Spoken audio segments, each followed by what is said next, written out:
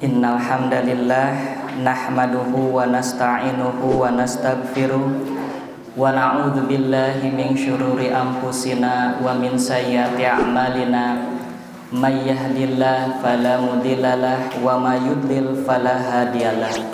Asyhadu an la ilaha illallah wahdahu la syarikalah wa asyhadu anna Muhammadan abduhu wa rasuluhu alladzi la nabiyya ba'da amma ba'du.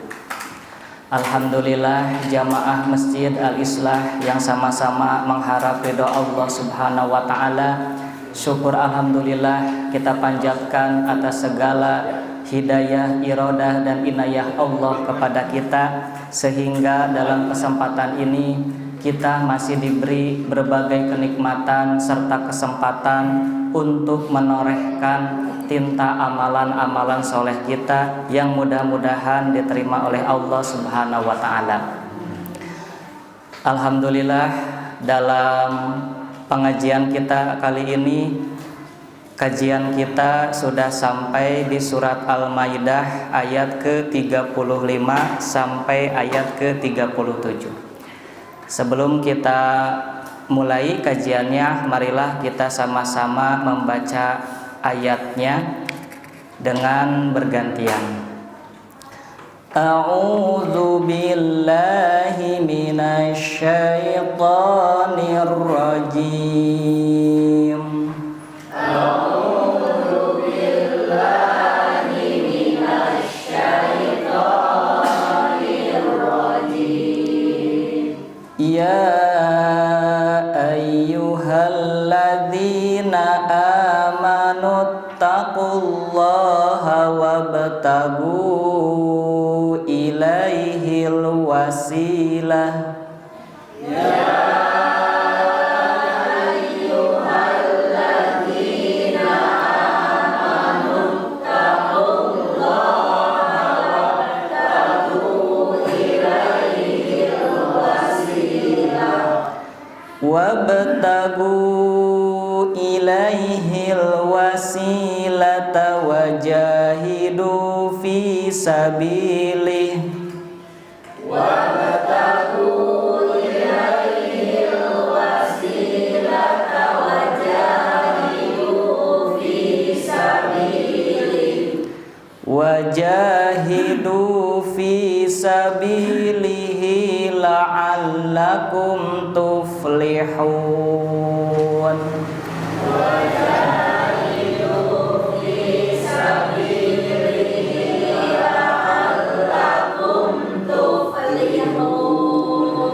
Innalladzina kafaru law anna lahum ma fil ardi jami'a.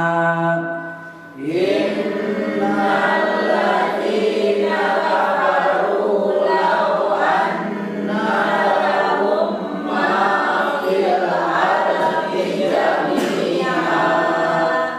Ma fil ardi jami'an wa mislahu ma'ahu liyaftadu bih. Ma fil ardi jami'an wa mislahu ma'ahu liyaftadu bih. Liyaftadu bihi min adzabi yaumil qiyamah. Liyaftadu bihi min adzabi yaumil qiyamah. Min adzabi yaumil qiyamati ma tuqbila minhum wa lahum adzabun alim. Min adzabi yaumil qiyamati ma tuqbila minhum wa lahum adzabun alim. Yuriduna an yakhruju minan nari wa ma hum bi kharijina minha.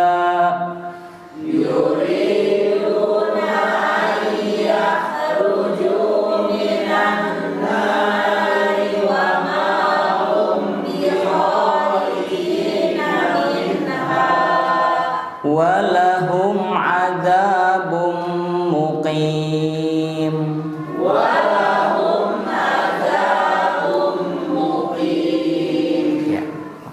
kita terjemahkan per lafadznya. Ya ayyuhalladzina amanu, wahai orang-orang yang beriman, wabtagu, carilah oleh kalian, ilaihi, kepada Allah, al-wasilata, wasilah, wajahidu, dan berjihadlah kalian, fi sabilihi, di jalannya, la'allakum tuflihun, agar kalian mendapat keberuntungan. Innalladzina kafaru, sesungguhnya orang-orang kafir, lau anna lahum, sekiranya mereka memiliki, mafil ardi, apa saja yang ada di bumi, jami'an, seluruhnya, wa mislahu, dan yang semisal dengannya, ma'ahu, bersamanya, liyaftadu bihi, untuk menebus dengannya, min adabi, dari siksa, yaumil qiyamati, hari kiamat, ma tuqbila, tidak akan diterima, minhum, dari mereka, walahum, dan bagi mereka, adzabun alim, siksa yang pedih.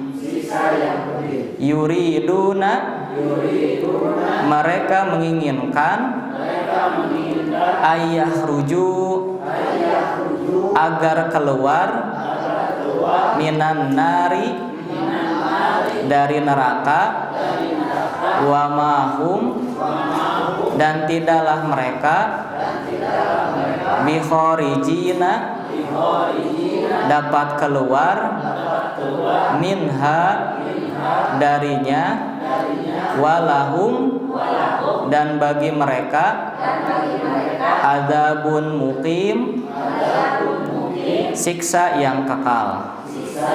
Nah, ibu bapak sekalian, ayat ini berkenaan dengan petunjuk Allah kepada manusia, kepada hamba-hambanya, terkait dengan cara agar selamat di dunia dan di akhirat, agar mendapat kemenangan di dunia dan di akhirat. Sebelumnya Allah Subhanahu wa taala menetapkan beberapa hukum terkait dengan hukum hirabah, ya, hukum memerangi Allah dan Rasul-Nya, di mana di dalamnya terdapat kejahatan-kejahatan, baik kejahatan kepada Nabi Muhammad SAW maupun kejahatan terhadap hamba-hambanya. Dan sekarang Allah memberikan bekal, memberikan petunjuk kepada manusia selain dari ditetapkannya sanksi-sanksi bagi yang berbuat kejahatan, maka di sini Allah menjanjikan kepada orang-orang yang ingin selamat dunia dan akhirat dengan dibekali petunjuk cara-cara agar memperoleh keselamatan menuju kepada Allah. Maka di sini Allah Subhanahu wa taala memanggil, ya ayyuhalladzina amanu, wahai orang-orang yang beriman. Artinya yang masih memiliki keimanan yang sedikit, karena yang beriman itu naik turun. Sebagaimana dalam ayat lain, ya ayyuhalladzina amanu aminu, wahai orang-orang yang beriman, berimanlah kalian. Ongkoh yang dipanggil adalah orang-orang yang beriman, tapi perintahnya suruh beriman. Jadi maksudnya Allah memanggil orang-orang yang beriman, yang namanya iman itu naik turun. Maka kita senantiasa mengisi ya jiwa kita, mengisi pribadi kita dengan keimanan-keimanan kita kepada Allah. Iman itu adalah tasdiqu biqalbi, yaitu membenarkan dengan hati, wa takriru bilisani, mengikrarkan dalam lisan, wal amalu bil jawari, dan mengamalkan dengan anggota badan. Itu disebut dengan keimanan. Selain yakin, mengikrarkan dan mengamalkan dalam kehidupan sehari-hari. Tentu saja sejelek-jeleknya manusia, sejelek-jeleknya orang, tentu saja kita tidak berani untuk membunuhnya atau menghabisi nyawanya. Kenapa? Karena kita iman, yakin bahwasanya kalau kita menghabisi nyawa seseorang tanpa hak, maka kita akan mendapatkan hukuman dari Allah, baik hukuman di dunia maupun hukuman di akhirat. Maka iman ya, percaya. Walaupun keadaan kita haus, walaupun keadaan kita lapar, tetapi kita tidak mau mengambil milik orang lain tanpa hak. Kenapa? Karena kita yakin, kita iman bahwasanya mengambil yang bukan hak kita, maka akan dipotong tangannya. Artinya termasuk kepada bab pencurian. Kita yakin, meskipun tidak ada yang tahu, tapi kita yakin ada Allah yang melihat kita. Maka ya ayyuhalladzina amanu, wahai orang-orang yang beriman. Dan termasuk pada ayat sebelumnya, di akhirnya dinyatakan barang siapa yang bertaubat, atau kecuali orang-orang yang bertaubat. Maka ketika orang yang bertaubat pun Allah memberikan petunjuk pada ayat selanjutnya. Apa petunjuknya? Yang pertama, ittaqullaha, bertakwalah kepada Allah. Takwa dari kata waqayaki wiqayatan, yang artinya memelihara diri, menjaga diri dari perkara-perkara yang dapat mendatangkan murka Allah. Maka di sini Imam Ibnu Katsir menjelaskan, yaqulu ta'ala, Allah Subhanahu wa taala berfirman, amiron, memerintahkan ibadahul mukminina, kepada hamba-hambanya yang beriman, bitakwahu, agar bertakwa kepadanya. Di sini dengan kaidah bahasa Arab, wahia lafaz takwa idza kurinat, apabila diikuti. Nah, korona bukan virus, tapi korona di sini adalah mengikuti ya. Ada haji kiron, haji yang diikuti oleh hewan sembelihannya. Ada jin korin kan gitu, jin yang mengikuti. Kurinat, apabila lafaz takwa itu diikuti bitaati, dengan ketaatan, kanal muradu biha, maka yang dimaksudnya atau menunjukkan al-inkifafa, maknanya adalah mencegah anil maharimi, mencegah dari hal-hal yang diharamkan, watarkal manhiyati, dan meninggalkan semua larangan. Berarti takwa di sini meninggalkan perkara-perkara yang diharamkan dan menjauhi perkara-perkara yang dilarang. Takwa peliharalah, sebagaimana seseorang memelihara diri ya, ketika ia memiliki ya penyakit kolesterol, maka ia tidak makan makanan yang berlemak. Nah gitu ya, itu memelihara, jadi meninggalkan ya, meninggalkan. Contoh lain seperti orang yang sesak napas atau paru-paru, maka ia akan meninggalkan mengkonsumsi rokok gitu, karena akan membahayakan dirinya. Itu kan takwa. Jadi maksudnya secara bahasa meninggalkan perkara-perkara yang dapat membahayakan dirinya. Maka di dalam hal ini Allah pun memerintahkan kepada manusia agar bertakwa, artinya menghindari, meninggalkan perkara-perkara yang Allah larang dan Allah haramkan. Kemudian setelah kata takwa, waqala ba'dahu, sesudah itu Allah berfirman yang kedua, wabtagu, dan carilah, ilaihi, hanya kepadanya, kepada Allah, al-wasilah, wasilah. Apa yang disebut dengan wasilah? Cari wasilahna, bertawasul, dari kata wasala yasilu wasilatan. Ya. Nah di sini menurut Sufyan As-Tsauri dari Ibnu Abbas, bahwasanya kata wasilah itu adalah kurbah. Kurbah itu kata koroba yakrobu ya. kurbanan, artinya mendekatkan diri kepada Allah, ya. Sedangkan ya di dalam kitab Mufradat fi Ghoribil Quran karya Imam Raghib Al-Asfahani, kata al-wasilah itu adalah tawassulu, menyampaikan ila syai'i kepada sesuatu bi ragbatin, dengan adanya keinginan. Wahya akhasu minal wasilah, dan kata wasilah pakai sin lebih khusus lagi dari kata wasilah pakai sod. Litadamuniha limakna rogbati, karena pada kata al-wasilah ada kandungan makna dengan keinginan. Jadi ibu bapak, kata wasilah pakai sod sesuatu yang dapat menyampaikan kita kepada tujuan, baik tujuannya itu yang kita inginkan maupun yang tidak kita inginkan. Itu namanya wasilah sod. Misalnya kita tidak ingin ke Jalan Pagarsi atau ke Pajagalan misalkan, tiba-tiba angkotnya itu sampai ke Kebon Kalapa. Nah maka angkot itu disebut dengan wasilah pakai sod. Namun ketika kita menginginkan kita ke Pajagalan, Jalan Pajagalan, maka angkot Pagarsihnya itu disebut dengan wasilah sin, karena kita sampai kepada apa yang kita inginkan, itu dengan wasilah. Jadi itu maksudnya lebih khusus. Kalau wasilah pakai sod sampai ke mana we, meskipun kita tidak menginginkannya. Tapi kalau wasilah pakai sin sampai kepada yang dituju. Nah, itu namanya wasilah.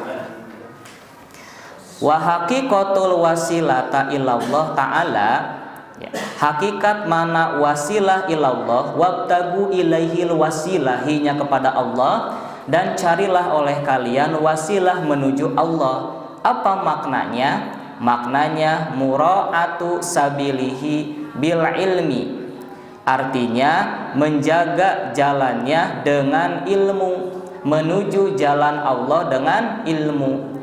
Wal ibadati, dan juga dengan ibadah.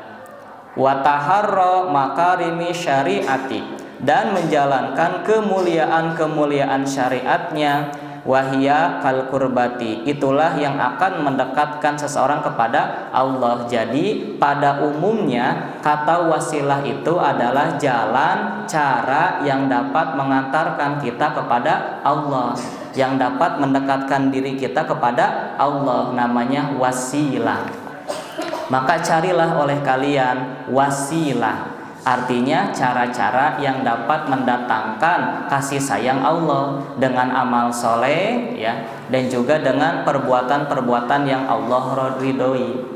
Wa qala Qatadatu, sedangkan Qatadah mengatakan ay taqarrubu ilaihi bi ta'atihi, makna wasilah adalah dekatkanlah, taqarrabu, dekatkanlah oleh kalian ilaihi, hanya kepadanya, kepada Allah, bi ta'atihi, dengan taat kepadanya. Jadi dengan cara kita taat kepada Allah, dengan cara kita menjalankan perintah Allah dan menjauhi larangannya, maka itu termasuk kepada wasilah. Wal amali biha yurdihi, dan mengerjakan amalan-amalan yang diridhoi oleh Allah. Nah maka kalau misalkan ada yang menyebutkan kamana we jalan Allah mah, ya, bade ka jalan tol, bade ka jalan Cianjur, nu penting mah nepi we Jakarta. Sedangkan kan Allah di sini sudah memberikan syarat-syarat apa saja wasilah amal baik. Bagaimana amal baik? Ada dalilnya. Ibadah yang benar, bagaimana ibadah yang benar? Ada dalilnya. Sehingga jalan kepada Allah itu hanya satu, siratal mustaqim, jalan yang lurus, ya. Sedangkan jalan yang lurus itu adalah satu, ya, menuju Allah itu. Beribadah ada tuntunannya, berbuat baik ada tuntunan dan contohnya. Wa qala Ibnu Jaririn, dan Ibnu Jarir mengatakan wal wasilatu, wasilah itu hiya allati yutawassalu biha ila tahsilil maksudi, adalah sesuatu yang dijadikan sebagai sarana untuk mencapai tujuan. maka disebut dengan wasilah, sarana yang dijadikan sebagai acuan, sebagai pijakan untuk mencapai keinginan yang kita harapkan. Beliau menambahkan wal wasilatu aidon, dan wasilah juga alamun, makna nama, ala a'la manzilati fil jannah. Jadi wasilah di sini adalah nama suatu kedudukan, nama suatu tempat fil jannah, di surga. Wahia manzilatu Rasulillah sallallahu alaihi wasallam, yaitu kedudukan tertinggi yang ditempati oleh Rasulullah sallallahu alaihi wasallam. Wahia aqrabu amkinatil jannati ilal arsh, dan rumah tinggalnya di dalam surga. Kedudukan ini merupakan bagian dari surga yang paling dekat dengan arsy. Jadi surga itu kan bertingkat-tingkat, dan yang paling atas itu adalah arsy-nya Allah, dan wasilahnya itu kedudukan di bawah arsy-nya Allah. Nah, menurut pendapat Ibnu Jarir. Dari mana Imam Ibnu Jarir tahu? Yaitu melalui amalan-amalan yang biasa kita amalkan. Dalam hadis lain, ya, yang tidak saya cantumkan di sini adalah dari Jabir bin Abdullah, bahwasanya Rasulullah SAW bersabda, ida yasma'u hina, ya, ketika hina yasma'u an-nida, ketika kalian mendengar, ya, an-nida, panggilan al-adzan, yaitu adzan, ya, ia mengatakan Allahumma rabbahadihi da'watit tamah wassolatil qaimah ati muhammadanil wasilata wal fadilah wab'ashu maqama mahmudanil ladzi wa'ata. Nah, itu kan ada wasilah. Allahumma rabbahadihi da'wati tamah, ya Allah, Rabb yang memiliki, ya, panggilan seruan yang baik, ya, wassolatil qaimah, dan salat yang didirikan, ditegakkan. Ati Muhammadanil wasilata, berikanlah kepada Nabi Muhammad sallallahu alaihi wasallam wasilah. Wasilata wal fadilah, wasilah dan fadilah, kedudukan, keutamaan. Ya, jadi ada dalam hadis itu wasilah, maka dari makna itu diartikan wasilah itu kedudukan. Dari mana tahu kedudukan dalam surga? Dari hadis lain yang diriwayatkan dari sahabat An Abdillah bin Amr bin Al-As, dari Abdullah bin Amr bin As, annahu sami'a Nabiyya sallallahu alaihi wasallam, bahwasanya beliau mendengar Nabi sallallahu alaihi wasallam yaqulu, bersabda, idza sami'tumul muadzina, apabila kalian mendengar suara muazin, fakulu, maka ucapkanlah misla ma yaqulu, apa yang diucapkan oleh muazin. Allahu Akbar, Allahu Akbar, kita ikuti Allahu Akbar. Tsumma shollu alayya, kemudian bacalah salawat untukku. Fa innahu man shalla alayya salatan sallallahu alaihi biha asyron, karena sesungguhnya barang siapa yang membaca salawat sekali untukku, Allah membalas 10 kali salawat untuknya. Tsumma sallallahu liya alwasilata, kemudian mohonkanlah al-wasilah untukku. Nah, fa innaha, maka sesungguhnya wasilah itu, nah ini definisinya dari Nabi sallallahu alaihi wasallam. Apa? Manzilatun fil jannah, adalah sebuah tempat atau kedudukan di dalam surga. La tanbagi illa li abdin min ibadillah, yang tidak layak kecuali bagi seseorang hamba Allah saja, bagi seorang hamba Allah saja. Wa arju, dan aku berharap, an akuna ana huwa, semoga aku adalah hamba yang dimaksud, ya. Faman sa'ala liyal wasilah, maka barang siapa, ya, yang memohonkan al-wasilah untukku, halat alaihi syafa'atu, maka halal baginya syafaat. Nah, ini definisi yang kedua, ya. Jadi definisi yang kedua itu adalah wasilah ini suatu kedudukan, suatu tempat. Jadi definisi yang pertama, wasilah itu adalah cara atau jalan untuk mendekatkan diri kepada Allah, baik amal soleh ya maupun doa kita kepada Allah. Yang kedua adalah wasilah itu diartikan sebagai kedudukan tempat di surga yang paling tinggi dan posisinya di bawah arsy, dan senantiasa kita lakukan ketika kita berdoa setelah azan ya. Ati Muhammadanil wasilah, berikanlah kepada Nabi Muhammad wasilah, yaitu kedudukan di dalam surga. Nah, maka kalau kita lihat definisi yang pertama, ada kata tawasul ya, artinya membuat perantara.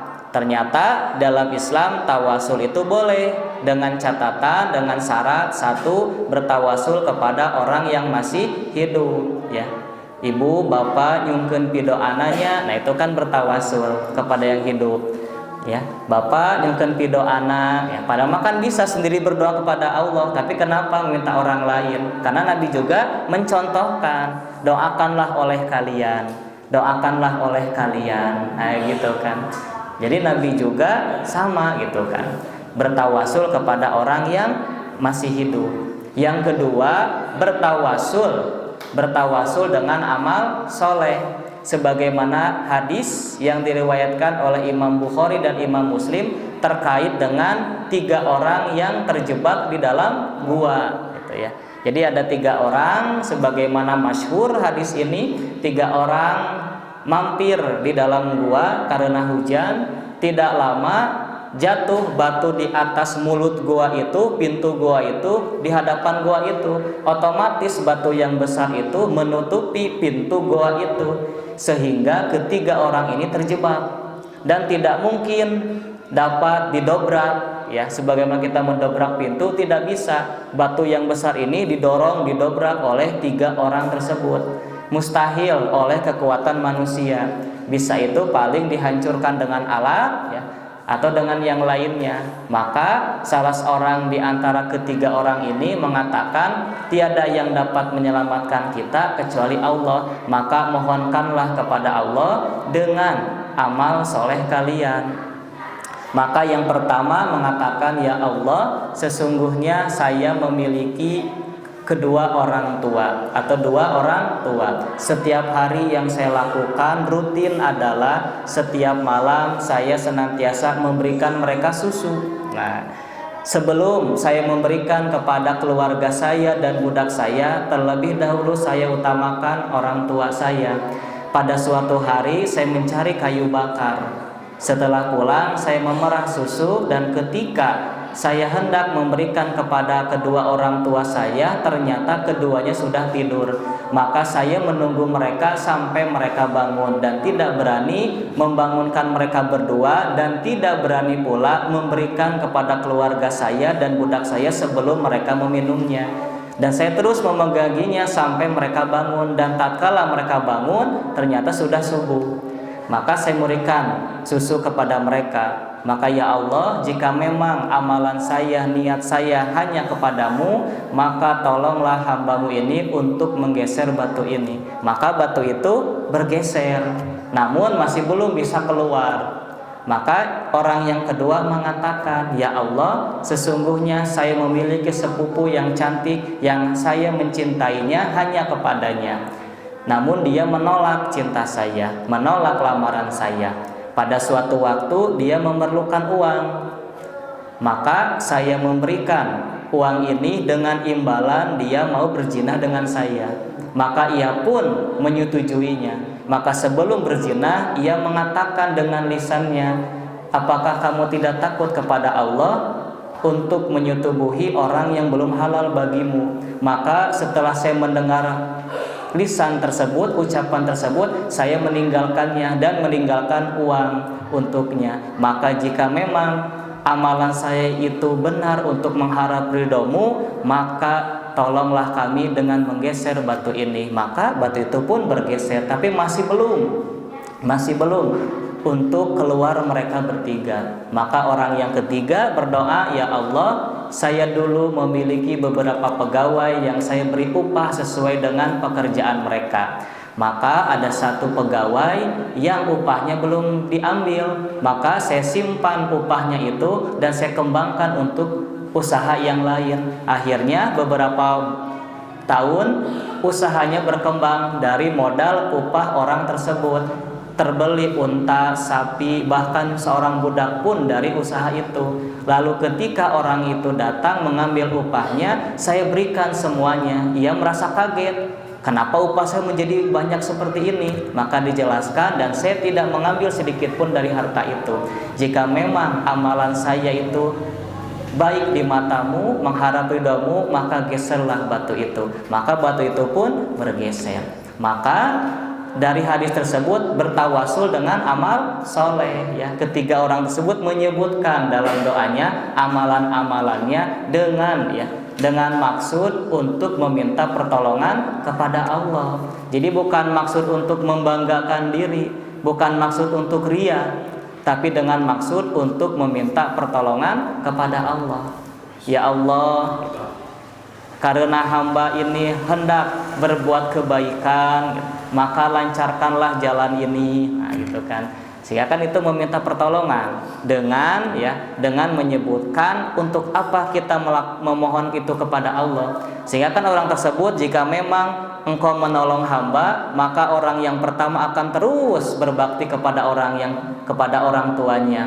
Orang yang kedua akan terus menjaga kemaluannya atau menjaga harga dirinya dari perbuatan-perbuatan zina. Orang yang ketiga, ketika Allah bantu untuk keluar dari gua, maka akan terus untuk menjaga amanatnya, untuk memberikan hak-hak pekerjanya. Nah itu, sehingga ketika kita menyebutkan amalan-amalan soleh kita, diharapkan kita untuk meningkatkan amalan-amalan soleh yang telah Allah beri kesempatan. Ya Allah, jika memang engkau memberikan kendaraan, motor atau alat sarana yang lainnya, maka mudah-mudahan engkau lancarkan agar semua sarana yang telah engkau berikan menjadi baik, dan kami lebih maksimal lagi untuk beramal mencari ridhomu. Nah itu kan bertawasul dengan amal soleh. Ya Allah, jika pun anak ditampi di pesantren atau di sekolah mudah-mudahan dilancarkan supados pun anak tiasa ngajalankeun agamana nu leres. Itu kan bertawasul dengan amal soleh. Terus isabat dacan ya.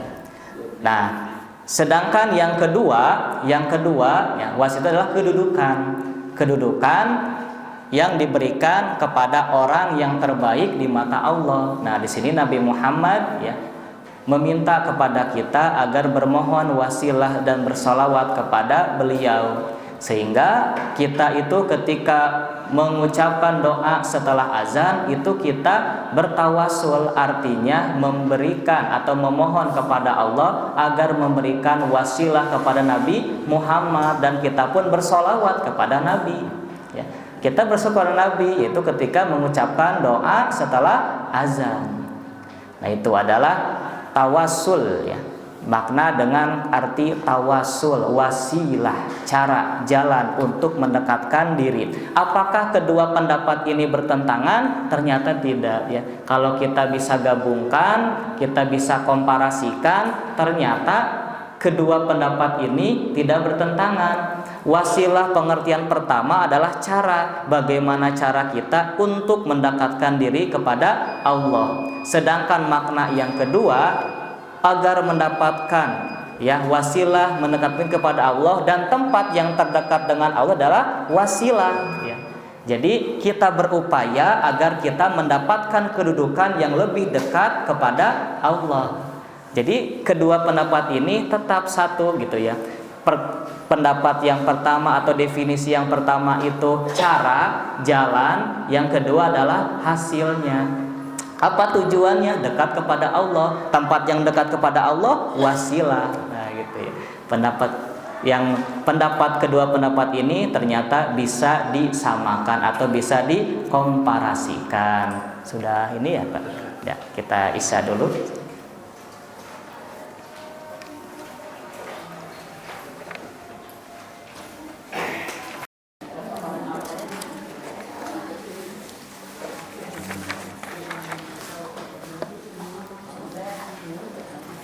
Kita lanjutkan Ibu Bapak setelah kita melaksanakan sholat isya berjamaah. Masih dengan surat Al-Maidah ayat ke-35. Yang pertama, Allah memerintahkan kepada kita untuk bertakwa.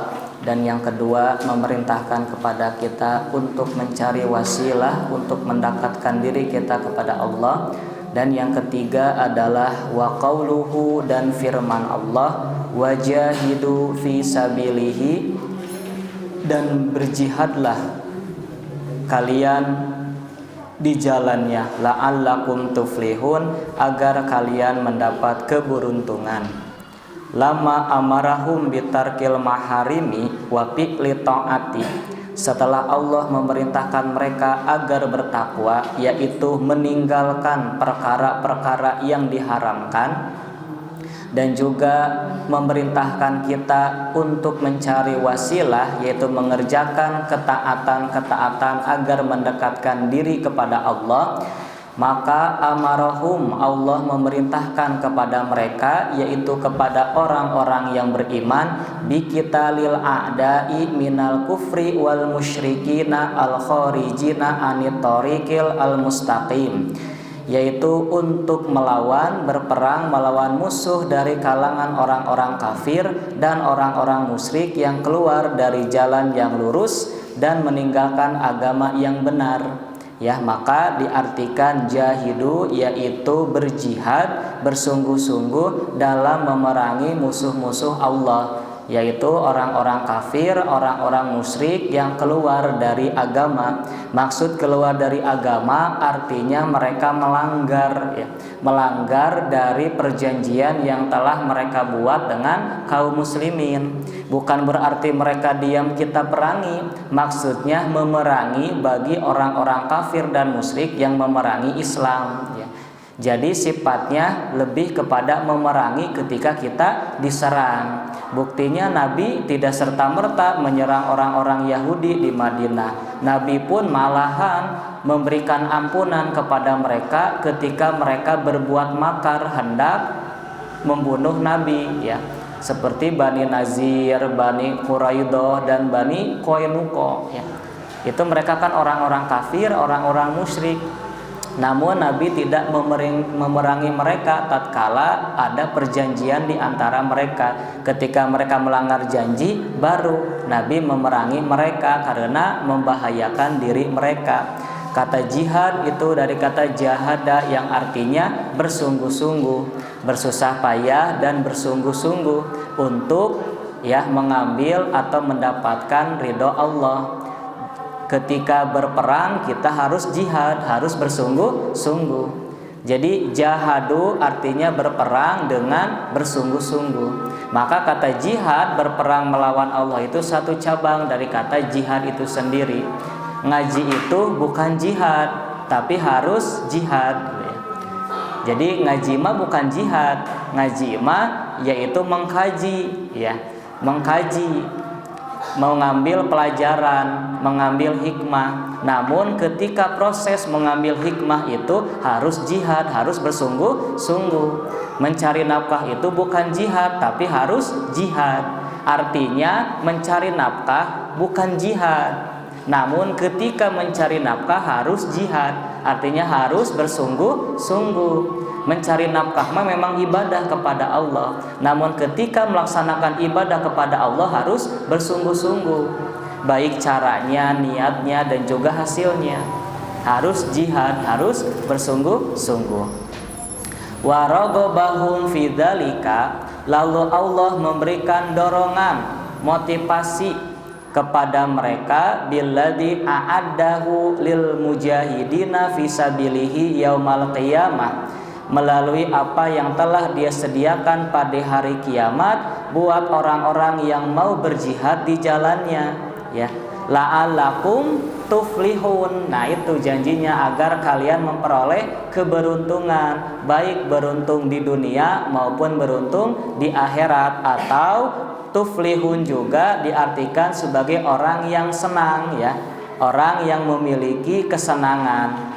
Minal falahi, ya, berupa keberuntungan, keberhasilan, wasa'adatil azimati kholidati, dan kebahagiaan yang besar lagi kekal, al-mustamirati, yang terus menerus, la tabida wala tahula wala tazulu fil ghurafil aliyati rafiati al-aminati, ya, yaitu yang tidak akan berpindah serta tidak akan musnah di dalam gedung-gedung yang tinggi, lagi berada di kedudukan yang tinggi, ya.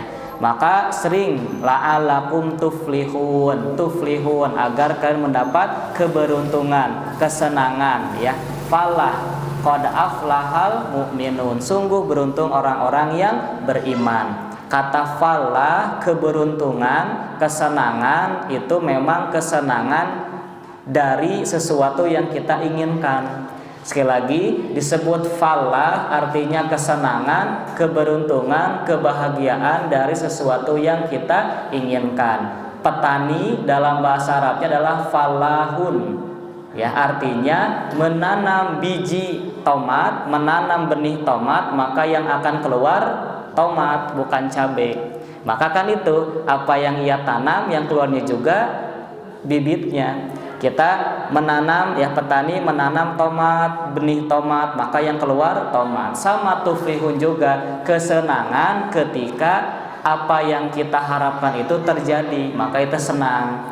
Sebagaimana seorang anak yang belajar bersungguh-sungguh mendapatkan prestasi, ia senang, ya. Nah itu kan karena ia menginginkan prestasi, maka ia senang. Seorang atlet berusaha berlatih, ketika bertanding dia menang, mendapatkan juara, maka ketika dia bergembira, itulah falahun, senang, karena kesenangannya apa yang dia inginkan.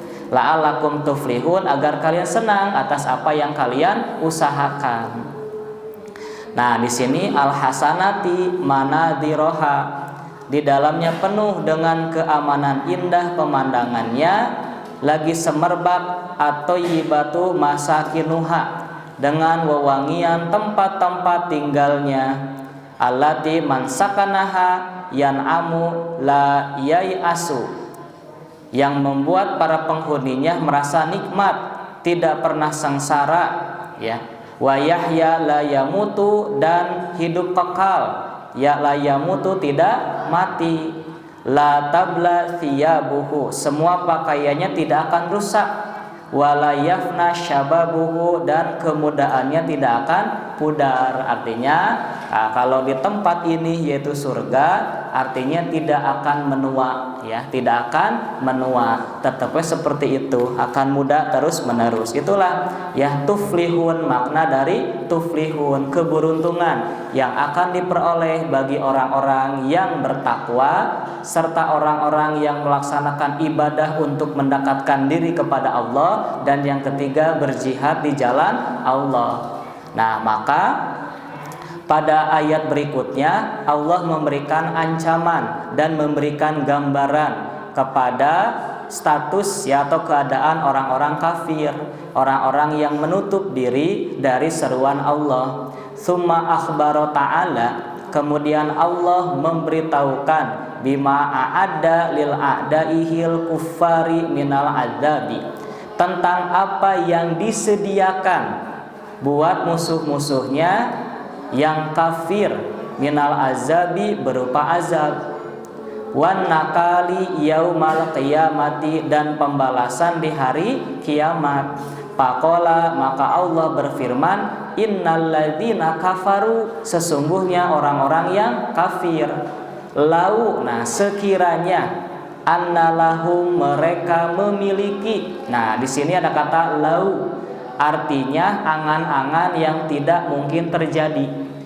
Kan kalau sekiranya ada bangunan, insya Allah ada madrasah lebih besar, maka itu angan-angan atau lamunan yang insya Allah terjadi, kan bisa diusahakan. Tapi kalau seandainya orang yang sudah meninggal, nah, ya kan, seandainya si bapak eta masih ayah, nah, itu angan-angan terjadi atau tidak akan terjadi, Bu? Tidak akan terjadi. Nah, ini sama angan-angan yang tidak mungkin, gitu ya. Jadi ada angan-angan atau lamunan yang kalau kita renungkan terus bisa terjadi, gitu ya. Kalau di depan ini ada gedung, ada madrasah, itu kan bisa. Sedangkan kalau si bapak itu masih ada, nah gitu kan, itu tidak mungkin karena sudah meninggal. Nah itu angan-angan orang-orang kafir. Lau sekiranya annalahum, mereka memiliki mafil ardi, apa saja yang ada di bumi, jami'an seluruhnya. Orang-orang kafir punya semua yang ada di bumi. Wa mislahu, dan semisalnya ma'ahu bersamanya, bahkan dua kali lipat dari bumi dan seisinya.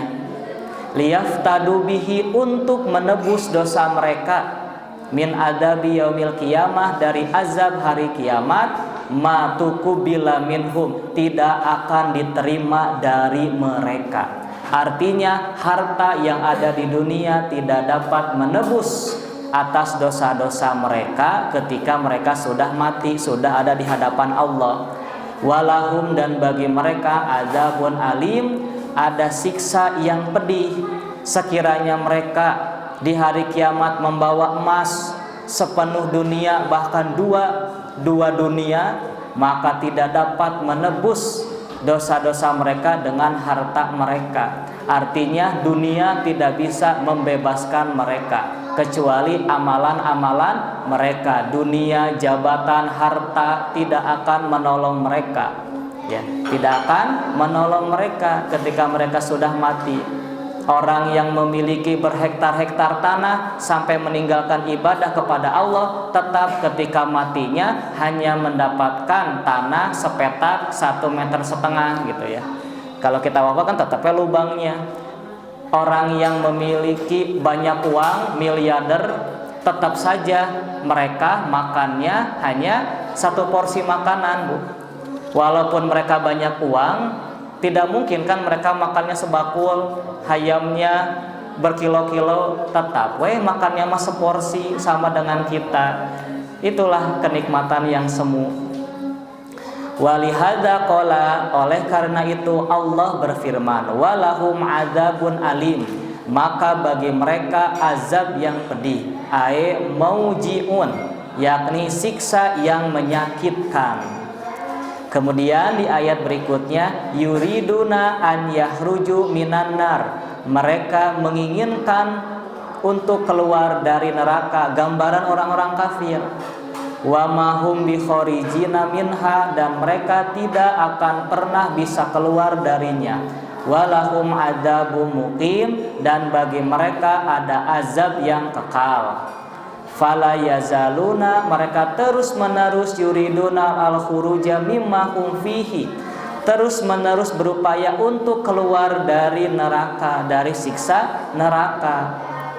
Min syiddatihi wa alimi masihu, karena keras dan sangat menyakitkan. Wala sabila lahum illa dzalika, tetapi tidak ada jalan bagi mereka untuk itu. Setiap kali luapan api mengangkat mereka, yang mereka membuat ada di atas neraka jahanam, maka malaikat Zabaniyah memukul mereka dengan gada-gada besi. Lalu mereka terjatuh ila aspaliha, ke dasar neraka. Aspal, di dalam dasar neraka. Jadi mendidih ya ke atas, di luhur tenggel deui gitu kan, ku gada ka handap deui. Walahum adzabum muqim, dan bagi mereka ada azab yang kekal, ai daimun, siksaan yang kekal, mustamirun, terus menerus. La khuruja lahum minha, tiada jalan keluar bagi mereka darinya. Wala mahida lahum anha, dan tiada jalan selamat bagi mereka dari siksaan itu. Ini gambaran bagi orang-orang kafir, karena ada riwayat yang menjelaskan seorang tabi'in ya menyalahkan, bukankah umat Islam atau orang yang berdosa masuk neraka bisa keluar dari neraka? Maka ini khusus bagi orang-orang yang kafir, orang yang menutup diri mereka dari risalah Rasul dan Allah. Maka di sini Allah memberikan gambaran dalam hadis Nabi Shallallahu Alaihi Wasallam, an Anas bin Malik, dari Anas bin Malik, qala, ia berkata, qala Rasulullah sallallahu alaihi wasallam, Rasulullah sallallahu alaihi wasallam bersabda, yu'ta bi rajuli min ahlin nar, seorang lelaki dari kalangan ahli neraka dihadapkan ke hadapan Allah ketika disiksa. Ya ibna Adam, kaifa wajadta madja'aka? Hai anak Adam, bagaimanakah rasanya tempat tinggalmu? Fayaqulu, maka ia mengatakan, syarra madja'u. Ia menjawab, sangat buruk. Fayuqalu, hal taftadi biqurabil ardi dhahaban? Apakah kamu mau menebus dirimu dengan emas sepenuh bumi? Qala, fayaqulu, ia menjawab, na'am, benar ya Rob, betul, saya akan menebus dengan emas sebesar bumi. Fayaqulu, maka Allah berfirman, kadzabta, engkau berdusta. Qad sa'altuka aqalla min dzalika, sesungguhnya aku pernah meminta kepadamu yang lebih kecil daripada itu. Kenapa dari dulu kamu tidak mau bersedekah? Ya, dengan menjalankan perintah Allah, sedekah dengan tujuan menaati perintah Allah. Falam taf'al, tapi kamu tidak melakukannya karena kamu menolak ajaran-ajaranku. Fayu'maru bihi ilan nar, maka ia diperintahkan untuk dimasukkan ke dalam neraka. Nah, itulah ibu bapak gambaran dari penduduk ahli neraka yang menolak untuk bertakwa kepada Allah, menolak untuk mencari wasilah yang mendekatkan diri kepada Allah, dan menolak untuk berjihad di jalan Allah. Maka itulah gambaran bagi orang-orang yang menolak atas perintah-perintah Allah. Dan mudah-mudahan kita senantiasa meningkatkan ketakwaan kita, senantiasa bersungguh-sungguh dalam menjalankan ibadah kita kepada Allah, dan mencari terus-menerus wasilah jalan untuk mendekatkan diri kepada Allah, salah satunya dengan cara merenungi, mentafakuri, dan mentadaburi ayat-ayat Allah. Mudah-mudahan kita semua mendapatkan hikmah dari ayat-ayat yang kita baca. Tutup saja dengan doa, Rabbana atina fid dunya hasanah wa fil akhirati hasanah wa qina adzabannar. Aqulu qouli hada wastaghfiruha li wa lakum. Wassalamu alaikum warahmatullahi wabarakatuh.